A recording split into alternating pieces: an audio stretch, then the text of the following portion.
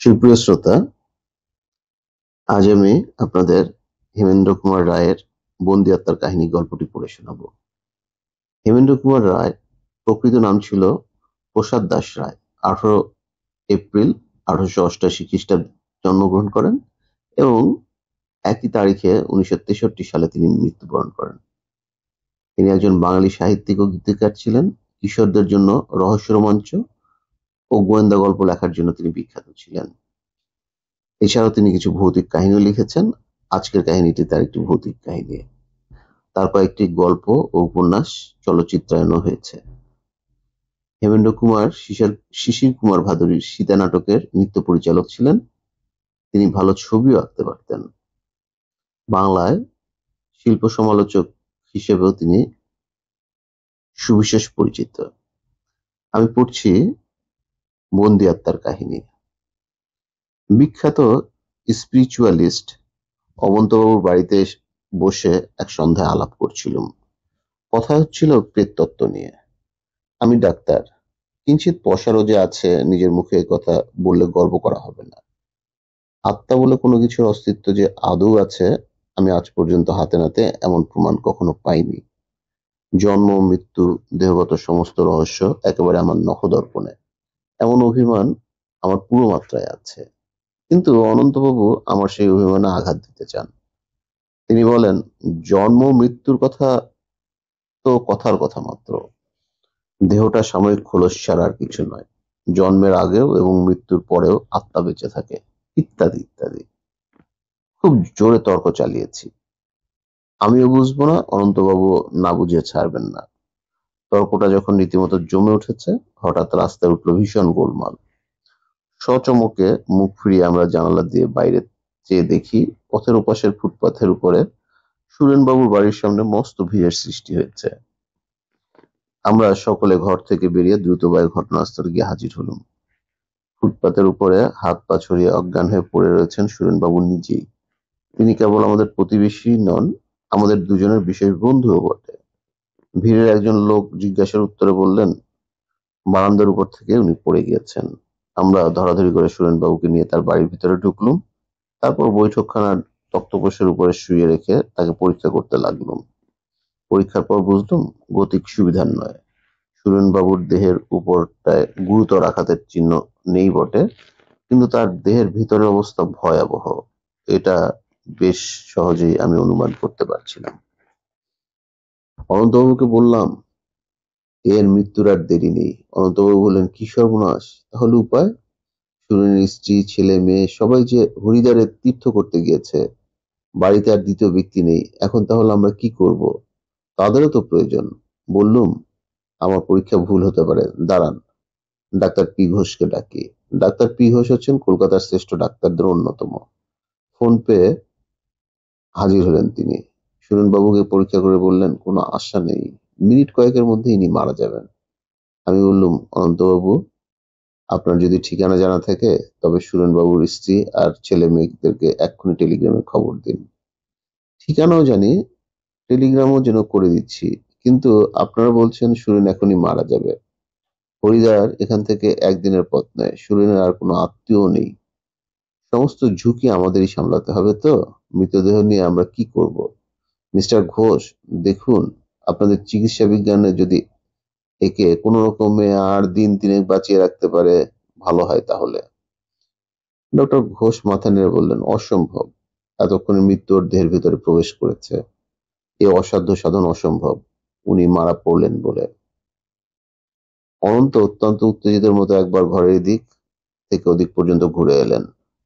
তারপর হঠাৎ দাঁড়িয়ে পড়ে বললেন, মৃত্যুর পরেও কি দেহের ভিতরের আত্মার সাড়া পাওয়া যায়? ডাক্তার ঘোষ ডাক্তার ঘোষ সবিস্ময়ে বললেন, আপনি কি বলছেন? আমি তখন হতভম্বের মতো অনন্তবাবুর মুখের পানে তাকিয়ে রইলুম। আমার দিকে চেয়ে তিনি বললেন, আপনারা হিপনোটিজমের কথা নিশ্চয়ই জানেন, বাংলায় যাকে বলে সম্মোহন বিদ্যা বা যোগনিদ্রা। আমি বললাম, জানি, আর এও জানি যে হিপনোটিজম আপনার দেশজোড়া খ্যাতি আছে অনন্তবাবু, কিন্তু তার কথা এখানে কেন? আমি এখনই একবার সুরেনকে সম্মোহন বিদ্যায় অভিভূত করতে চাই। তাতে ফল কি হবে? সুরেনবাবু কি মৃত্যুর কবল থেকে রক্ষা পাবেন? মৃত্যুর কবল থেকে কোনোদিনই কোনো মানুষকে রক্ষা করতে পারে না। তবে যোগনিদ্রার একটা আশ্চর্য মহিমা আছে, আর তার দ্বারা নিশ্চয়ই একটা কিছু ফল পাওয়া যাবে, যাতে কোনো সন্দেহ নেই।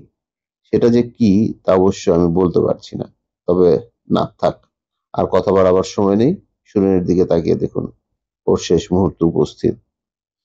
সুরেনবাবুর মুখ তখন মৃত্যু যন্ত্রণায় ভীষণভাবে কাঁপছে। তার দুই বিস্ফারিত চোখের তারা চারিদিকে ঘুরছিল।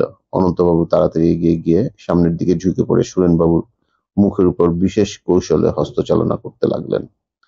ডক্টর ঘোষ গম্ভীর মুখে বসে রইলেন, তার চোখে নিদারুণ অবিশ্বাসের ছায়া। কি আর করি, আমি অবাক হয়ে অনন্তবাবুর কাণ্ড কারখানা দেখতে লাগলুম। কয়েক মুহূর্ত পরে তেমনি হস্তচালনা করতে করতে অনন্তবাবু দৃঢ়স্বরে বারবার ডাকতে লাগলেন, সুরেন, ও সুরেন, সুরেন। প্রথমটা সুরেনবাবুর কোনোরকম ভাবান্তরই হতে দেখা গেল না। তারপর ধীরে ধীরে তার চোখের তারা স্থির ও স্বাভাবিক হয়ে এলো। অনন্তবাবু বললেন, সুরেন, আমার চোখের দিকে একবার তাকিয়ে দেখো। সুরেনবাবু চোখ অনন্তর চোখের দিকে ফিরল, সঙ্গে সঙ্গে তার সারা দেহ একবার শিউরে উঠল। সুরেন, স্বাভাবিক কণ্ঠে জবাব হলো, কি? তোমার কি কোনো কষ্ট হচ্ছে? না। তবে জবাব নেই।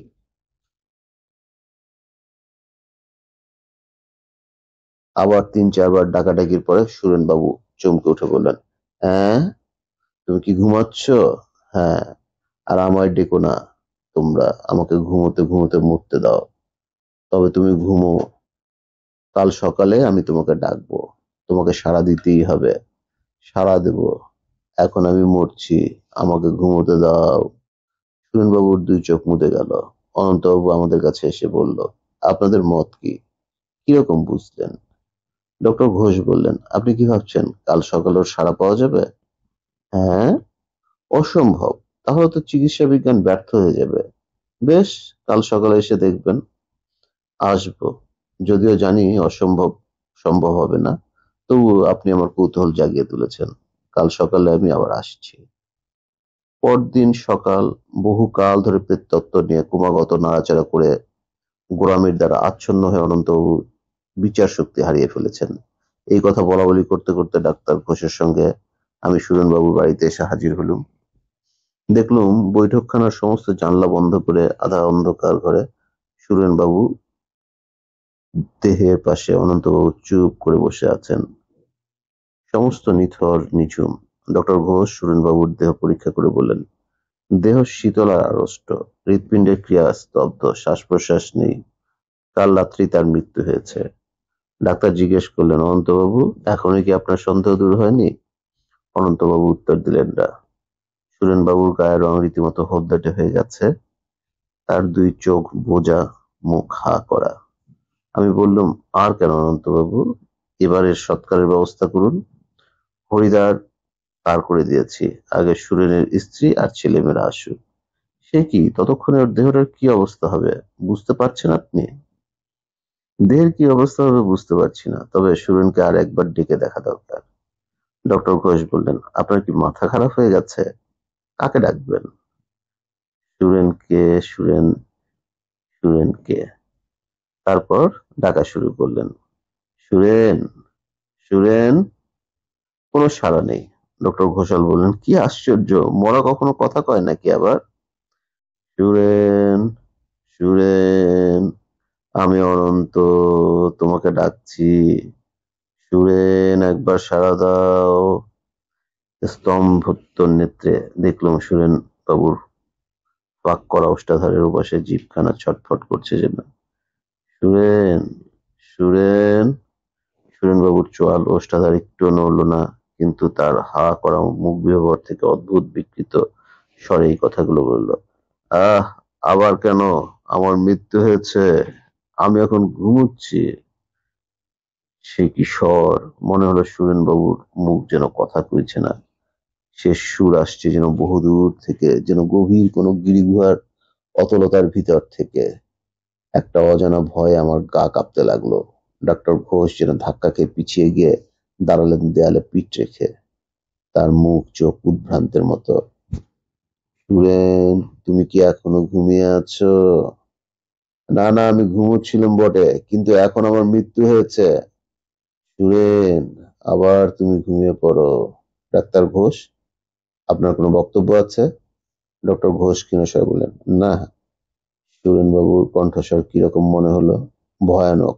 মানুষের গলার ভিতর থেকে যে ওরকম বীভৎস আওয়াজ বেরোতে পারে, এটা ধারণারও অতীত।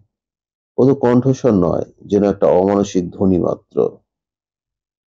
কিন্তু ও ধ্বনি তো অপর কারো নয়, ও ধ্বনি তো আসছে সুরেনেরই গলার ভিতর থেকে।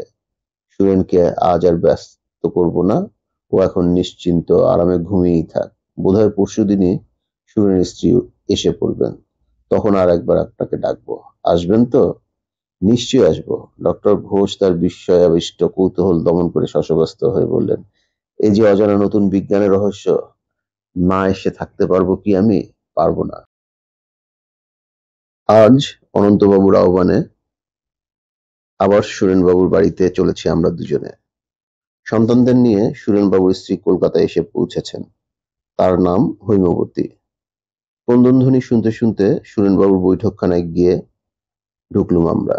সুরেনবাবুর আড়ষ্ট দেহ ঘিরে বসে আছেন হৈমবতী, তার দুই ছেলে আর এক মেয়ে। সকলের চোখে জল, কণ্ঠে আর্তনাদ। অনন্তবাবু বসে আছেন মৃতদেহের ডান পাশে। মুদিত নেত্রে তিনি মূর্তির মতো স্থির, যেন ধ্যানমগ্ন। সুরেনবাবুর দেহ যেমনভাবে দেখে গিয়েছিলুম তেমন ভাবেই আছে। হৈমবতী গতকাল এসেছেন। হিসাব করে দেখলুম সুরেনবাবুর মৃত্যুর পর 5 দিন কেটে গিয়েছে। একে গ্রীষ্মকাল, তাই এবছর আবার অতিরিক্ত গরম। কিন্তু আশ্চর্য ব্যাপার এই যে, সুরেনবাবুর গায়ের রং হলদে এবং দেহ মৃদু শীতল ও কাঁটাষ্ট হয়ে গেলেও একটু পচেনি বা ফুলে ওঠেনি। অনন্তবাবু চোখ খুলে বললেন, এই যে আপনারা এসেছেন। হৈমবতী বড়ই ব্যস্ত হয়ে উঠেছে। তাহলে সুরেনকে আর একবার জাগাবার চেষ্টা করি। আমরা নীরবে ঘাড় নেড়ে সায় দিলুম। যদিও আমার বুকের ভিতরে জাগলো কাঁপন। মৃতদেহের উপরে খানিকক্ষণ হস্তচালনা করে অনন্তবাবু ডাকলেন, সুরেন, সুরেন, সুরেন, সুরেন। প্রায় 10-12 বার নাম ধরে ডাকবার পর মৃতদেহের আড়ষ্ট হা করা মুখের ভিতর জিভখানি হয়ে উঠল আবার সেই রকম ভয়াবহ রূপে চঞ্চল। হৈমবতী স্বামীর বুকের উপর ঝাঁপিয়ে পড়ে ক্রন্দনরত সুরে বললেন, ওগো, তাহলে তুমি সত্যি বেঁচে আছো? ছেলেমেয়েরাও বাবা বাবা বাবা বলে চেঁচিয়ে কেঁদে উঠল। অনন্তবাবু বললেন, কথা কও সুরেন, কথা কও। আবার শোনা গেল সেই বর্ণাতীত ভয়ঙ্কর কণ্ঠস্বর, যা আসছে যেন বাড়ির বাইরে পৃথিবীর অতল পাতালের ভেতর থেকে। আহ, আবার কেন ডাকাডাকি? বলেছি তো আমি বেঁচে নেই, আমি বেঁচে নেই, আমি বেঁচে নেই। হৈমবতী বললেন, ওগো, এই তো তুমি বেঁচে আছো, এই তো তুমি কথা কইছো, একবার চোখ মেলে তাকিয়ে দেখো, আমরা সবাই এসেছি। অনন্তবাবু বললেন, হৈম, স্থির হও, শান্ত হও। সুরেন এখন আমি ছাড়া আর কারোর কথার জবাব দেবে না। সুরেন, হৈম তোমাকে ডাকছে। মৃতদেহ বলল, ডেকে লাভ নেই, আমার মৃত্যু হয়েছে। তোমার যদি মৃত্যু হয়ে থাকে তবে তুমি কথা কইছো কেমন করে? আমি এখন আমার মৃতদেহের ভিতরে বন্দী হয়ে আছি। আমি আমার মৃতদেহের ভিতরে বন্দী হয়ে আছি। বন্দী কেন? তুমি যেতে দিচ্ছ না বলে। অনন্তবাবু এতক্ষণ সমানে হস্তচালনা করছিলেন। এই ব্যাপারে তিনি যে তার সমস্ত ইচ্ছাশক্তিকে প্রবলভাবে নিযুক্ত করেছেন সেটা বোঝা যায় তার চেহারা দেখে। তার কপালের উপরের শিরাগুলো এবং কণ্ঠের মাংসপেশিগুলো দ্বিগুণ ফুলে উঠেছে এবং মুখের রং লাল টকটকে হয়ে উঠেছে। হঠাৎ তিনি হস্তচালনা বন্ধ করে খানিকক্ষণ নীরবে অত্যন্ত হাঁপাতে লাগলেন। তারপর ফিরে বললেন, হৈম, আর কেন? তোমার জন্যই সুরেনকে যোগ নিদ্রায় আচ্ছন্ন করে রেখেছিলুম। এইবার ওর ঘুম ভাঙাই, ওর আত্মাকে মুক্তি দেই, তোমরা মৃতদেহের সৎকারের ব্যবস্থা করো। হৈমবতী এমন তীব্র স্বরে চেঁচিয়ে কেঁদে উঠলেন যে আমাদের কান ফেটে গেল। তারপর তিনি মাটির উপর আছড়ে পড়ে বললেন, অনন্তবাবু, অনন্তবাবু, দয়া করুন, আমাকে দয়া করুন। ইনি এ অবস্থাতে থাকলেও আমার সুখ মনে করব, আমি বিধবা হইনি। অনন্তবাবুর মুখ ফুটে উঠল একটা ব্যথা, দয়া ও মমতার ভাব। অল্পক্ষণ চুপ করে থেকে তিনি বললেন, বেশ বৌমা, তাই হোক, আরো কিছুদিন এইভাবে যাক। তুমি শান্ত হও, সংযত হও। তারপর আমার যা করবার করব। মনে রেখো মা, আমি হচ্ছি তুচ্ছ মানুষ। মৃত্যু হচ্ছে ভগবানের ইচ্ছা। তাকে বাধা দেবার চেষ্টা করলে আমারও সর্বনাশ হবে, আমিও বাঁচব না। অনন্তবাবু উঠে দাঁড়ালেন। এতক্ষণ আমরা ছিলাম দুঃস্বপ্নে অভিভূতের মতো অসাড় হয়ে। অনন্তবাবু উঠে দাঁড়াতেই সার হলো এবার আমাদের। ডক্টর ঘোষ বললেন, আমি আর সহ্য করতে পারছি না। আমার প্রাণ মন হাঁপিয়ে উঠেছে। আমি বললুম, আমারও। বাইরে বেরোতে পারলেই বাঁচি। অনন্তবাবু হাঁপাতে হাঁপাতে বললেন, আমারও এই অবস্থা। চলুন আমরা বাড়ি যাই। তারপর কেটে গেল 2 মাস। সুরেনবাবুর দেহ পড়ে আছে বৈঠকখানার তক্তপার্শ্বে। তাতে এখনো পচন ধরেনি। ইতোমধ্যে এই খবর শুনে দলে দলে বাইরের লোক এবং খবরের কাগজের সংবাদদাতারা সুরেনবাবুর বাড়িতে আনাগোনা শুরু করে দিয়েছিল। অনন্তবাবু খাপ্পা হয়ে উঠেছিলেন। বাইরের লোকেরা আর ভিতরে ঢুকতে পায় না। খবরটা রটে গিয়েছিল দিকে দিকে। চারিদিকে বিষম উত্তেজনার সৃষ্টি হয়েছে। কেবল বাঙালি নয়, ইংরেজ এবং আরো নানা জাতীয় লোকও কৌতূহলী হয়ে আবেদন জানাচ্ছেন সুরেনবাবুর দেহ পরিদর্শনের জন্য। আবেদনকারীদের মধ্যে ছিল বহু বিখ্যাত নাম। একদিন নরেন্দ্রবাবুর জরুরি আহ্বান এলো। তার বাড়ির কাছে গিয়ে দাঁড়াতেই শুনলুম সুরেনবাবুর বাড়ির ভিতর থেকে কান্নার আওয়াজ। অনন্তবাবুর বৈঠকখানায় ঢুকে দেখি একখানা চেয়ারের উপরে বসে আছেন ডক্টর ঘোষ। অনন্তবাবু ঘরময় ঘুরে বেড়াচ্ছেন। তার ভাবভঙ্গি ক্রুদ্ধ, বিরক্ত। আমাকে দেখেই তিনি বললেন, কান্না শুনতে পাচ্ছেন? হ্যাঁ, ব্যাপারটা কি? আজ সুরেনের যোগনিদ্রা ভাঙব, তাই ওই কান্না। হৈমবতীর ইচ্ছা সুরেনের দেহ ওইভাবেই থাকুক। কিন্তু তাও কি সম্ভব?